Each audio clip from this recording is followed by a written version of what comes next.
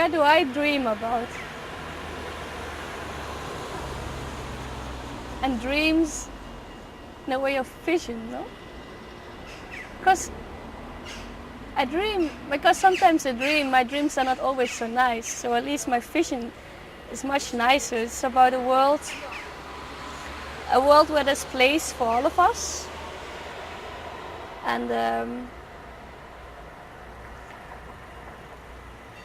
for all of us, I mean for everybody to live in peace, and where everybody also have the possibility to be himself and to explore himself, to grow himself, but especially not anymore on a material growth, on having more, needing more, but really living in a way where he really can develop himself in a different level, about using creativity and qualities. I would like to see a world where people are really happy to live. They're not afraid anymore. They don't get controlled by state. They don't get exploited by companies. They don't get, there's no repression from police, but they live together because they are able to live together, and they want to live together because nobody can survive alone.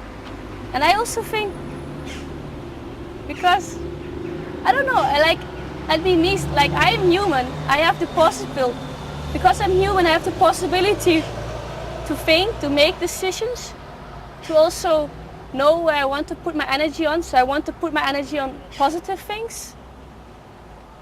And also I want to leave the world better as I found it. And I think that's also really my duty to be here.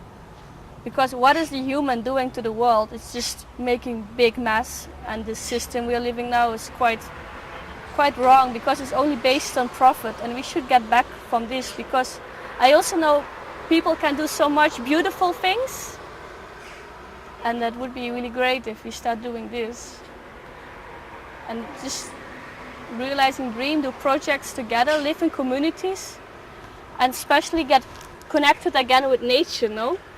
Because I think now the biggest problem is that it doesn't matter us if we cut down a tree, but if we realize that a tree is a part of the world, just like we are, we're not nothing more than a tree or a piece of grass, and we feel connected with it, we would stop cutting down the tropic forest. We would also stop, if we could connect with this animal living in, produced only for meat, we would stop, we would cry in the supermarket. And the moment we don't feel this connection, I think that's the most thing. We should feel connected again with Earth and connected with each other, because the problems we're facing is not my problem, it's a problem of everybody.